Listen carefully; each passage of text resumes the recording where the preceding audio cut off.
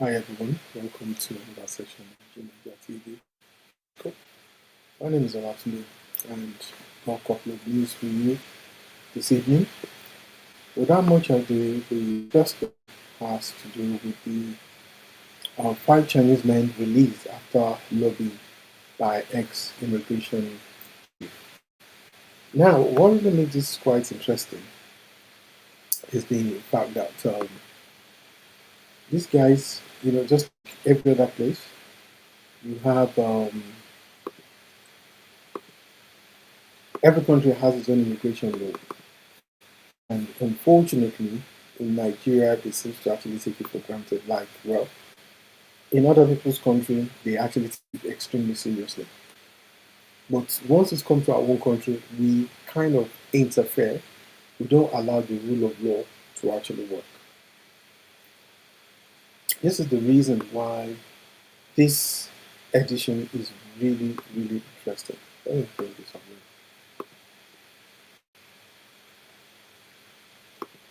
Every time we put something, a law in place, it always happens that somebody that feels that they are above the law, they will either subvert it, they will not allow it to work.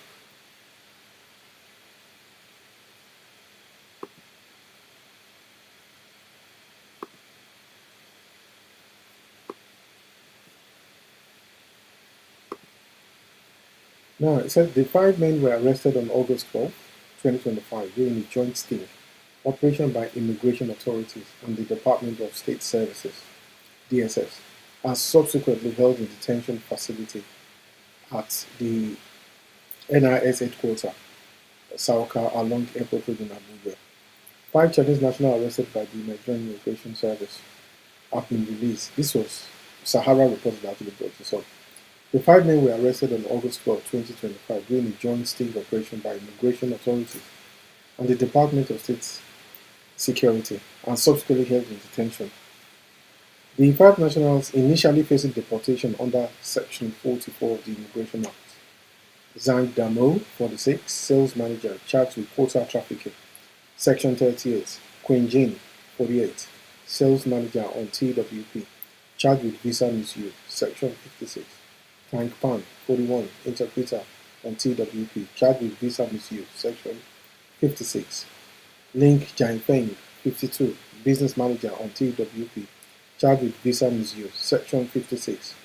Gao Xingheng, 40, sales manager on business visa, charged with visa misuse. Section 56. Their release follows alleged, see the word, alleged lobbying by a retired senior immigration officer. Source told Sahara Reporters, so our source is the Sahara Reporters on this one.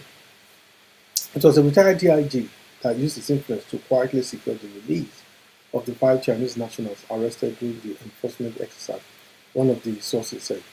The development has sparked outrage among observers who warn that insider protection is emboldening expatriate companies to flout Nigerian laws with impunity, which is really true. If we have these laws in place and it's not respected, you come down to the UK, come and try it. Then you will know that there is nothing like, you want to cover something, you will try.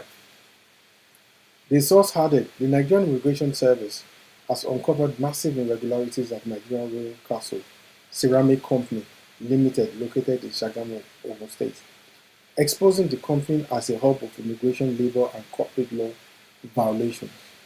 Established in 2022 with only a Corporate Affairs Commission registration, the company has operated outside Nigerian regulatory framework from inception.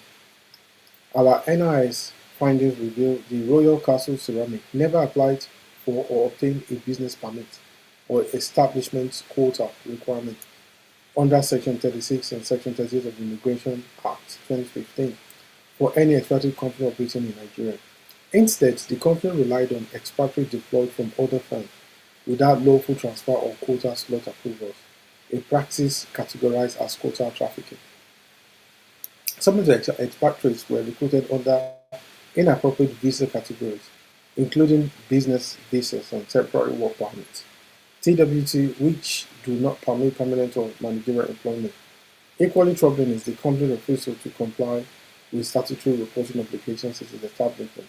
Royal Council has failed to file the mandatory monthly returns to the Nigerian Immigration Service and also defaulted on tax remittance. I don't know why it's like troubling. It's not troubling. I mean, a lot of the organizations, this thing happen regularly, not just within immigration. It's generally across anything that has to do with legislation across the country. So he said, reason for the arrest. Going into details why the Chinese national are playing critical roles in the company were arrested during the enforcement operation. The source said the offences highlight the depth of immigration abuse at Royal Castle Ceramics. Zhang Damo is a staff member of another company but is illegally working at Royal Castle as sales manager without quota approval. His case falls squarely under quota trafficking, one of the sources said. Jin entered Nigeria with a temporary work permit, TWP, but was engaged in activities far beyond the scope of his permit. Lin Jianfeng entered on a business visa, but took up full employment in violation of visa restrictions. Tang Pan entered with temporary work permit, but was employed as company interpreter, a role not covered by his permit. Liu Shenheng entered on a business visa, was found working contrary to visa conditions under Section 56 of the Immigration Act 2015. This violation constitutes misuse of visa and permits. Authorities confirmed that the expatriates were to face prosecution, repatriation, and stop listing to prevent future re-entry into Nigeria. So, I mean, okay, somebody then said, sources further accused the retired Deputy Comptroller General of working behind the scenes to secure the quiet release of the 5 arrested expatriates. Sadly, such interference emboldened illegal operators and demoralized officers who risk their safety to enforce the law, one of the sources said.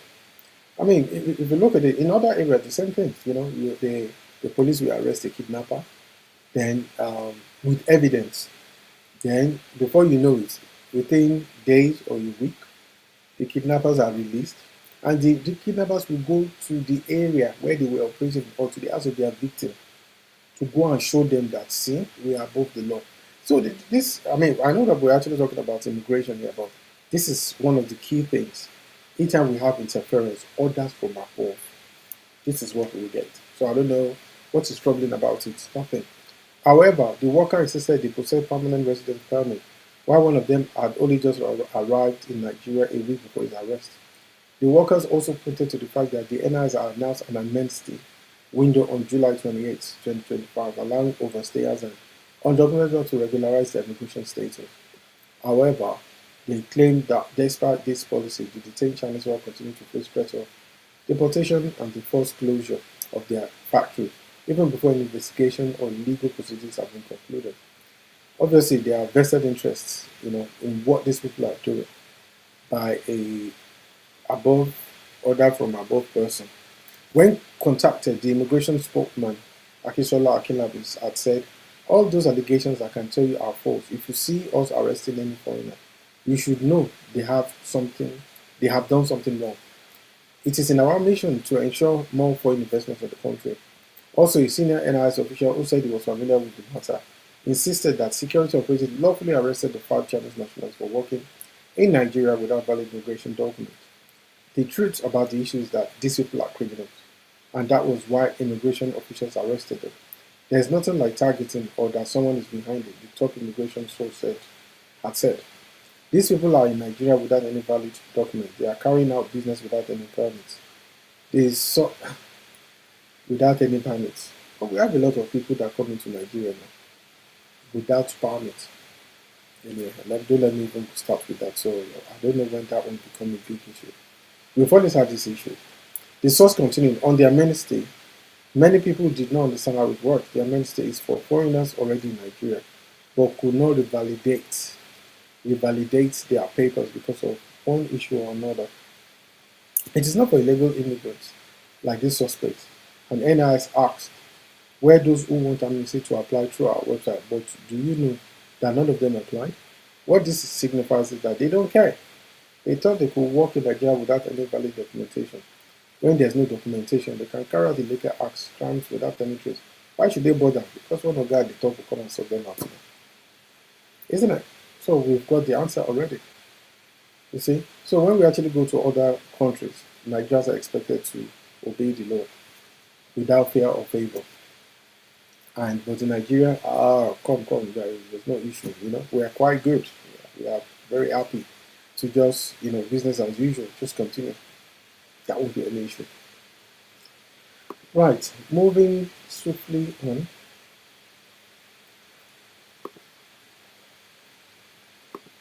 So we have, so we're going to Ekiti State, where the sun rises and the grasses are green at all times. So it's getting to be election time, and things are already happening over there. So, let's bring this up. There's such a very powerful confidence in the Hukubent, the current governor, Oyebanji. I can assure you that I told somebody that I said whoever is going to be, if at all anybody wants to be the current governor, they will try it. They will really indeed. I told someone that this man has been seen somebody that's very hands-on. He's everywhere. He has projects that he's actually unveiling. He's up and doing. I just don't see any competition on the horizon. I'm not an APC member. So it says, Ekiti 2026, EKSU Alumni Association present APC Governorship nomination form to Oyebanji. I will continue to make you proud, says the governor. The Ekiti State University Alumni Association on Thursday formally presented the All Progressive Congress expression of interest and nomination forms to Governor Biodun Oyebanji as part of their support for the governor's re-election in the June 2026 governorship election in the states. The presentation of the forms, which took place at the governor's office at Ekiti, came barely 4 days after the Alumni Association under aegis of EKSU Alumni Solidarity Group for BAO purchased the form at the APC National Secretariat in Abuja. Leaders of the Alumni Association said the gesture was driven by the outstanding performance of the governor, to which they would like him to reenact in his second term in office. Speaking while presenting the forms to the governor at the brief colorful event, the live president of the association, who is also the Senate leader, Senator Okoyemi Bamidele, described Governor Oyebanji as a pace-setter and applauded him for his exemplary leadership and remarkable achievements, which have drawn echoes and support from association and other critical stakeholders in the state. The Senate leader noted that Oyebanji's performance in a critical sector of the state such as infrastructure, education, agriculture, human capital development has distinguished himself as a visionary leader that should be supported and encouraged to continue in the best interest of the Ekiti people. The patron, who explained that these outstanding achievements were the reason the association decided to purchase the nomination form for the governor, stressed that Oyebanji leadership has not only brought pride to the alumni, but also transformed the fortunes of the state. The Senate leader urged the association to be vibrant campaigners of the good work the governor is doing, noting that some political elements have resolved to mischievously continue to attack the government on social media without any justification. He said the governor, working in collaboration with National Assembly members, has been engaging appropriate authorities, including the presidency, on the affected federal roads, which had resulted in the recent award of 2 of the federal roads. I don't think I actually need to even go anymore. The truth of the matter is that, like I said, I'm not an APC member, but this man is really doing some remarkable job. He's doing a lot of work. He is, truly. He's everywhere. He's very compassionate. He's helping people out. He's always there. You can see he's open doing. And truly, we actually need leadership like this. So whoever is actually going to come in there, they will try. They will try. So, moving swiftly on. Let's move to the next one. So, um, okay, this is a very sad one. I'm sure quite a lot of people know about the Nollywood producer Big Max. You know, dies days after abduction in Enugu. What is going on in the southeast? I do not understand. This is this is it's all of a sudden, there are people that say they are fighting um, for freedom in the southeast. So, is that how we fight for freedom? Honestly, I just don't understand. How can anybody justify? This man was abducted recently, and the next thing within this, they said they've actually shot him. So he said, so the news that actually came, he said Nollywood producer Big Mac dies days after abduction in Enugu State. Victor Tobichukwu, Big Max Okoli, a Nollywood producer, has died days after he was abducted in Enugu. It was gathered that Big Max, who is close manager of BB Niger Season 10 housemate, Bright Morgan, was kidnapped on Friday, August 15th. Wow. So just last Friday. Opposite Intachi Osa, a popular spot in Enugu State, and was later confirmed dead after being shot. Fellow filmmaker Ben Castle broke the heartbreaking news on Instagram, describing Big Mac as a man of integrity who stood out in an industry often plagued with betrayal and backstabbing. In her tribute, she wrote, "It's hard for some of us to see those who genuinely wish us well. You always dropped words of encouragement even when I was not silent. In an industry of snakes and scorpions, you stood different. All you wanted was to make good films. You were a cool, calm, and intelligent one. To be kidnapped and killed is a very heart-wrenching way to leave this earth. For all the times you made me laugh and looked out for me, thank you. If you think I have something you desperately need, tell me directly or indirectly. I will stay far from it or hand it over to you. Life is no competition. Being poisoned twice and unable to walk for a while is enough. You can all stop at that. I have no strength to fight anyone. I just want to shoot good films. Alive. I'm tired. We can all live and prosper. Good night, Vic." This is heartbreaking. Why do people just do this sort of crazy stuff? What is it that this guy could have done to deserve this? He has his whole life ahead of him. And those who have done this now, so they think they have a plan for their life. I think the people who have actually unalived this man, there is no way, there is absolutely no way that they will not receive the optimal judgment of God. They will eat and they will not be full. They will drink and they will still remain thirsty. Anybody that could have, that would have been involved in this, I don't even think this is just, a random thing. I think it was deliberate. Why shoot him? Why? Even if he had even struggled or anything, there was absolutely no need. You need to see some of the things that is coming out from the southeast, from Anambra and all that. What sort of madness is this? What is going on? Why is this? Why is it that you know these brilliant Igbo people, young, dynamic, are just being unalive in the southeast? Is it jealousy or what? I don't understand this. Honestly, I don't. Maybe somebody, you guys out there, you can, put it in the comments. Maybe you know what we don't know. As somebody from the southwest, I don't understand why, these young, dynamic, evil men and women are being killed. For what?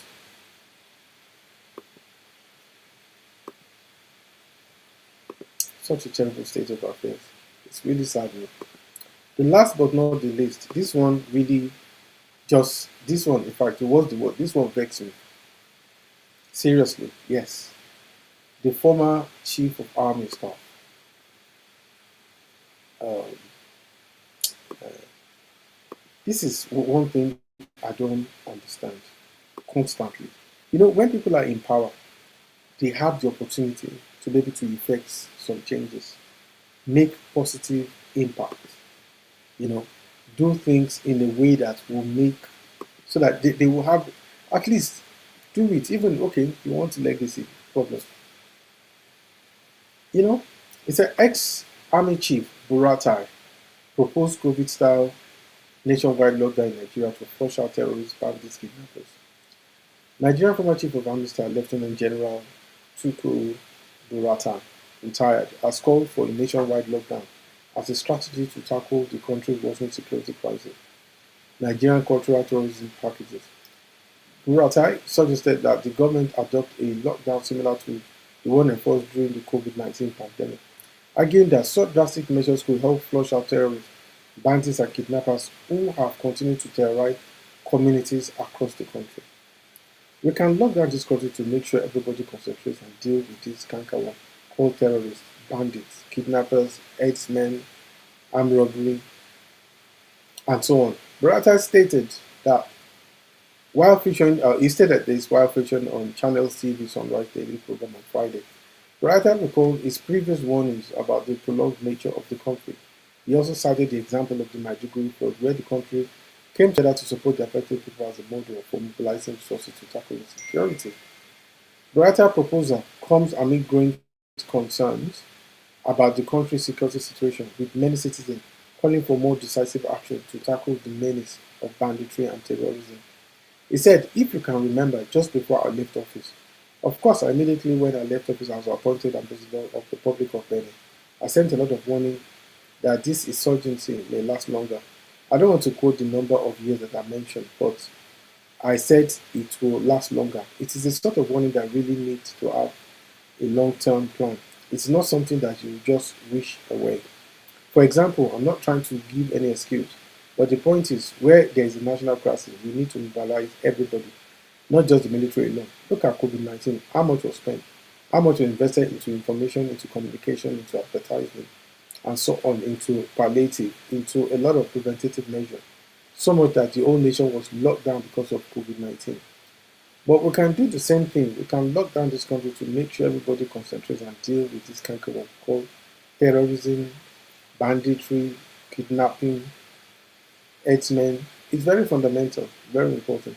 I want to take also another example of Maiduguri flood last year. Wow, that the entire country was, actually took action and supported the Borno state government and people of Borno to bring relief to make sure that people were rehabilitated in the whole of the state, and it helped a lot. The same thing can be done to mobilize everybody to the northeast, to the northwest, psychologically, through social media, through the press, and so on. Individuals can support the community. Okay. Now, this is the question that I actually have, that I really, really want to really ask. And the question is this: where was the general? What did he do when he was in power under the former regime, the former administration? Where was he? Why did he not come up with all of this? What did he come up with? Because if I remember quite correctly, I never heard of anything to say that let's lock down the country and face down this terrorism and all that. He never did. I can't remember. So he coming out now to say, well, this is what you do. I'm sorry. Pico, you're done. You've left. So go and enjoy your life. With all respect, sir, it's totally is not acceptable for you to come out with this now. You had the brief. He was given the power, the authority to be able to fish out all of this. He never actually said any of this. Yes, maybe he gave all the warning, let's do this. But to take a more decisive outline, he never did. If I remember quite correctly, General was known to play golf now. It's a bit like Nero playing the fiddle while Rome burned. So to come out now and say this, it's non-starters. Sorry. So just want to say thank you, everyone. So this is it, and tomorrow we're going to be back, same time, and we wish everybody, well, in the UK now, we have the bank holiday. So I wish everybody a great weekend.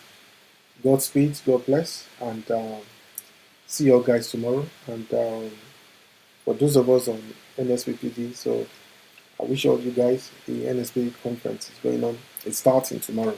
So for those who wants to go, so this is a shout out for NSPPD. Um, the conference is tomorrow, and that's it. So see you guys there. Anyway, and also we also have the program for tomorrow, which we under the program that we had earlier, which is on the big mic. Oni DV. It's about the African hair culture taking place in Bromley tomorrow. So I think if you actually check the information is actually out there. So if you want to actually attend, it's going to be a very rich one. It's going to be a wonderful time. So thank you. Good night and God bless.